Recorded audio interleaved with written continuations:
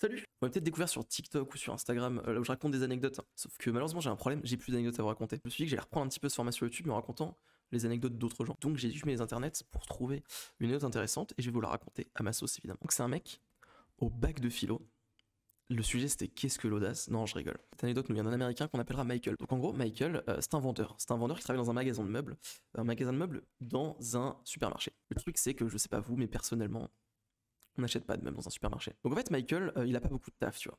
En gros, il est là, il est responsable du magasin, mais il fait pas grand chose, tu vois. Il est payé un peu à rien faire. En vrai, tant mieux. Et le truc, c'est que Michael, juste en face de lui, il y a un hôtel de luxe, un Hilton, etc., etc. Et en fait, dans cet hôtel, régulièrement, il y a des gens qui s'y retrouvent. Et ces gens sont tous d'une même entreprise. Alors, je vais changer le nom de l'entreprise parce que c'est une entreprise qui existe aux États-Unis, mais ça vous parlera pas à vous. Donc, on va l'appeler Lorina, uniquement parce que j'ai une bouteille de. Bref. Et Lorina, c'est quelque chose que vous connaissez peut-être. C'est une entreprise qui fait du. Comment on dit déjà? C'est un système pyramidal. En gros, tu es un vendeur de Lorina et tu dois trouver des gens qui vont te payer pour entrer dans l'entreprise et qui elles-mêmes vont soit vendre des produits, soit se faire payer par d'autres personnes, tu vois. Et en fait, pourquoi ça ne fonctionne pas ça? Et pourquoi c'est interdit surtout? Parce qu'en vérité, tu ne vends pas de produits. Tu fonctionnes uniquement sur la participation des gens plus bas que toi dans la pyramide. Et le truc, du coup, c'est que les gens qui sont tout en bas, ils sont perdants à chaque fois. Bref, c'est interdit en France. Je sais pas si c'est interdit aux États-Unis, mais voilà. C'est quelque chose qui est très mal vu, surtout qui ne fonctionne pas du tout et qui est dangereux pour les gens qui y participent. Et donc, du coup, Michael, il voit plusieurs fois dans l'année, à chaque fois, tous ces gens de chez Lorina, de ce système pyramidal, du coup, se retrouver juste en face de son magasin. Il se retrouve dans le Hilton, tu vois. Et vu que lui, il est souvent tout seul dans son magasin parce qu'il a pas beaucoup de clients, bah souvent, les mecs de Lorina viennent le voir pour essayer encore une fois de l'enrôler et de lui faire dépenser de l'argent pour qu'il rentre dans l'entreprise et qu'il commence à vendre pour Lorina. C'est-à-dire que les gens sont au courant que Lorina c'est un système pyramidal. Donc les mecs ne le disent jamais. Il nous explique, Michael, que c'est très simple de repérer quelqu'un de Lorina. Ils viennent toujours de la même manière. Ils font toujours les mêmes deux étapes. En gros, ils vont entrer dans ton magasin. Ils vont commencer à poser à Michael plein de questions. Ok, ils vont lui demander des trucs sur des meubles random, sur des chaises, sur des lampes, etc. Ils vont engager la discussion finalement. Bon, je sais pas si t'es déjà allé dans un magasin de meubles, mais a priori quand tu viens, tu sais ce que tu vas acheter. Tu vas pas lui demander comment marche cette lampe, puis ensuite est-ce que cette chaise elle est jolie, etc., etc. Tu vois. Normalement t'es focus, t'as un objectif, t'y vas en fait. Donc déjà ça c'est un petit peu bizarre, tu vois. Ils partent sans rien acheter et surtout ils te serrent la main et ils te remercient, tu vois. Ils te disent oh merci beaucoup, merci d'avoir répondu à mes questions. Ils sont là en mode vous êtes un frère, tu vois. Vous êtes un frère. Bon. Michael nous explique que ses autres clients ne sont pas comme ça, tu vois, que c'est un petit peu suspect. Et du coup, Michael, il dit qu'à partir de là, il se passe toujours la même chose. Les gens sortent du magasin, là, il compte jusqu'à 10. C'est-à-dire que Michael, dans sa tête, il est en mode 10, 9, 8, 3, 2, 1. Et là, paf! Le mec revient et lui annonce qu'il a adoré la manière dont il a vendu. Parce que c'est un vendeur honnête, un homme intègre et tout, etc., etc. Et voilà, juste, il le sauce, en fait, tu vois. Et donc, Michael, comme j'ai dit, il sait très bien. Même si le mec a pas encore dit Lorina, il sait que c'est Lorina. Donc il leur dit écoutez, je ne suis pas intéressé par Lorina, tout simplement. Et les mecs à chaque fois font mais what the fuck, comment savez-vous comment savez-vous que je viens de là? Arrêtez de critiquer, ne vous inquiétez pas, nous sommes une entreprise incroyable. Nous ne sommes pas un système pyramidal. Arrêtez, c'est scandaleux, nous sommes juste des vendeurs. Michael il se fait pas avoir. Et donc du coup Michael, au bout d'un moment il en avait marre. Il en avait marre de ça, tu vois. Il en avait marre d'écouter à chaque fois. Puis il s'est dit qu'il allait peut-être s'amuser un petit peu. Et donc à force de les avoir, etc., etc., il avait commencé à avoir des petites stratégies, tu vois, pour les ridiculiser, pour entre guillemets se venger un petit peu du temps perdu. Et donc Michael est parti sur la strate moine bouddhiste, on l'appellera comme ça. En gros Michael, à chaque fois que les mecs de Lorina venaient et lui disaient venez en fait, venez grâce à nous, grâce à notre entreprise, grâce à ce système. Pas pyramidal, hein, ne vous inquiétez pas. Mais grâce à ce système, vous allez gagner jusqu'à 1000 à 2000 dollars de plus par mois, tu vois.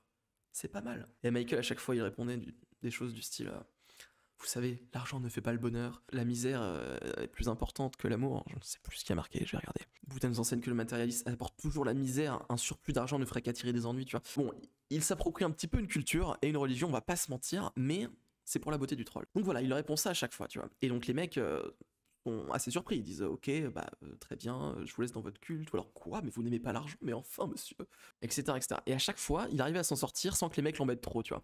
Il leur sortait des dingueries comme ça, des petits mensonges, des petits trucs, voilà, et il s'en sortait, tu vois. Les mecs se barraient et arrêtaient à peu près de l'embêter, tu vois. Et en gros, Michael nous explique qu'il pense qu'après ça, les vendeurs de Lorina ont dû en parler entre eux. Parce qu'un jour, il s'est passé la chose suivante. Un jour, Michael est dans son magasin, tranquillement. Il sait que Lorina est en ville, mais on n'est pas encore venu l'embêter. Il est dans son magasin, tranquillement, et là, il y a deux personnes qui arrivent. La trentaine d'années, on dirait un petit peu un couple marié, une famille classique, tu vois. Et ce couple vient poser des questions, du coup, sur des meubles, dans l'objectif de refaire leur cuisine. Qui sont là, ils posent des questions, ils discutent, les mecs très sympathiques, habillés normalement, etc., etc. Michael, au début, il se dit pas que ça peut être des gens de Lorina, tu vois. Il se dit c'est un couple normal, classique, et je vais juste leur vendre potentiellement une cuisine, ça fait plaisir, tu vois. Petite commission à la fin du mois, on ne dit pas non. Hein, elles sont peut-être là, les 1000 balles de plus, Michael. Donc, spoiler, ces deux personnes sont effectivement de Lorina. Mais on leur avait envoyé les cracks des cracks. Michael ne les avait pas encore cramés, tu vois. Les mecs ont commencé à parler de produits, de vente de produits, et même là, même à ce moment-là, Michael ne se doute pas. Car ils ont sauvé les apparences. Faut savoir que les mecs de Lorena d'habitude viennent en costard, personne ne va acheter des meubles en costard. Là, c'était des gens normaux, tu vois. Ils avaient pas l'air suspects, tu vois. C'était la cellule alpha de Lorena, tu vois, des espions, c'était professionnel en fait, tu vois. Tu ne sais pas encore, mais tu fais déjà partie de leur entreprise, tu vois. C'est le parrain de ton fils, le mec, et là il t'apprend qu'il vient de là, tu vois. Donc Michael explique que pendant tout ce temps, le mec, donc comme j'ai dit c'était un homme et une femme, le mec avait un beeper, donc un truc qui fait bip bip. Je sais pas ce que c'est un beeper, ok, j'ai 20 ans, je suis né en 2001, ok, niquez-vous. Le mec a un beeper dans son manteau, qui toutes les 2 minutes fait bip, bip, bip comme ça, ok. Et donc bon, Michael l'ignore, il sait pas trop ce que c'est, voilà, le mec relève pas spécialement. Une fois que le mec est devenu le parrain de son fils, tu vois, Michael commence à sentir que c'est son Lorena, et donc il commence à leur faire le speech classique, tu vois. Le matérialisme mène à la misère, je ne veux pas plus d'argent, tout va très bien dans ma vie actuelle, etc., etc., tu vois. Et les deux l'écoutent très religieusement, tu vois. Et quand Michael a fini, le mec commence à lui sortir une histoire comme quoi il aurait grandi dans des bidonvilles larmoyants, tu vois. Le mec sort son violon, sa meilleure flûte, et il lui sort du pipeau, tu vois. C'est parti, hop, hop, hop. Je me suis sorti de la misère grâce à Lorena et tout. Ça m'a sauvé la vie pour le marketing, vive le commercial, vive la vente. Oh. Et il voit que Michael est toujours pas convaincu. Il voit que Michael est toujours réticent, et Michael, comme j'ai dit, c'est un crack. Hein. Michael, ça fait des années qu'on essaye de lui faire le coup, tu vois. Et donc là, le crack ultime de Lorena, la personne qui a été envoyée pour convaincre Michael qui à ce niveau-là est devenu le pire ennemi de Lorena, tu vois, et c'est devenu l'antagonisme principal, tu vois. C'est un petit peu l'Hisoka de Gon, c'est le barbe noire de Luffy, j'en sais rien. Et là, il lui dit, tu entends ce bip à ma ceinture toutes les 2 minutes? Ça signifie que j'ai gagné 1000 $ de plus à chaque bip. Est-ce que tu veux vraiment cracher sur 1000 $ de plus toutes les 2 minutes? Silence dans la salle. Le mec de Lorena est persuadé d'avoir convaincu Michael. Qui pourrait dire non à 1000 $ toutes les 2 minutes? Qui pourrait dire ça? C'était sans compter sur la détermination de Michael, qui peut-être à force d'avoir été le bouddhisme et la haine du matérialisme, un petit peu le Diogène. J'ai des rêves des fois, mais à moitié. Je crois que Diogène, c'est un mec qui veut pas avoir d'objet, mais je suis vraiment pas sûr. Bref, je vous pose ça là. À force d'avoir utilisé ça, peut-être s'est-il lui-même convaincu finalement qu'il croyait en ces choses-là, qu'il n'était pas pour le matérialisme. À la base, je le rappelle, il voulait juste pas aller chez Lorena, tu vois. Son but, c'était pas non plus de vivre dans la misère, tu vois. Mais même avec cet argument des 1000 € toutes les 2 minutes, 1000 $, excusez-moi, ça fait à peu près 800 €. Même après ça, Michael, alors que la personne croit l'avoir convaincu, lui répond non, je ne veux pas d'argent. Regardez-vous. Vous êtes typiquement la preuve de ce que j'avance. Tu as tellement peur de ton propre statut social que tu as besoin d'avoir un bip toutes les 2 minutes qui te rappelle que tu gagnes de l'argent. C'est comme écouter les battements d'un cœur en espérant qu'il ne s'arrête jamais. Je ne pourrais pas vivre comme ça. Je perdrais tous mes amis. Je préfère être pauvre et avoir des amis qu'être riche mais seul. À ce moment-là, de nouveau, silence dans la salle. Le mec de Lorena blêmit, persuadé d'avoir convaincu Michael, persuadé d'avoir réussi à battre ce boss final, se rend compte qu'il ne peut rien faire, que cet homme est trop fort. Et sur ces mots, l'homme de Lorena le regarde dans les yeux. Tu es bon. Ils avaient raison. Et c'est comme ça que Michael est devenu l'antagoniste principal, quelqu'un connu de tous les gens de Lorena. À l'heure actuelle encore, hein, chez Lorena, la personne qui arrivera à convaincre Michael sera élevée en haut de la pyramide à la place du mec qui était là au début. Il s'appelle d'ailleurs sûrement Monsieur Lorena, j'en sais rien. Et c'est comme ça donc que Michael a réussi à s'en sortir année après année, résister au joug de Lorena, que dis-je, à leur propagande, vouloir prendre son argent pour le ruiner et faire grandir la pyramide finalement. Tel un rebelle égyptien il y a des centaines d'années, Michael a refusé d'apporter sa pierre à l'édifice de la pyramide qu'est Lorena. Et grâce à ça, il s'en est sorti sans un mal de dos.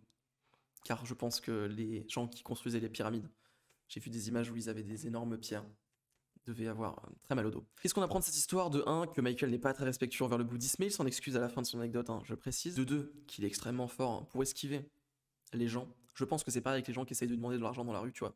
Très très radin le boug. Et troisièmement, par contre, on ne sait pas si Michael vend des meubles bien. En tout cas, s'il continue de dire aux gens de ne pas acheter d'objets de luxe, ça m'étonnerait qu'il en vende beaucoup. Merci d'avoir regardé cette vidéo, j'espère que ça vous a plu. N'hésitez pas à me faire un retour en commentaire, j'ai très envie de savoir ce que vous en avez pensé. On essaye, c'est un test, voilà, on essaie des trucs dans cette chaîne, vous voyez que c'est assez actif en ce moment, donc on tente des trucs. Si j'ai des anecdotes de moi, évidemment, je partirai sur des anecdotes de moi, hein, de ma vie, mais il se passe pas grand chose. Et sinon, j'essaierai de trouver d'autres anecdotes un peu marrantes comme ça, et de les raconter du mieux possible, tout simplement. Allez, mettez un j'aime, abonnez-vous, et ciao, partagez la vidéo aussi, c'est important.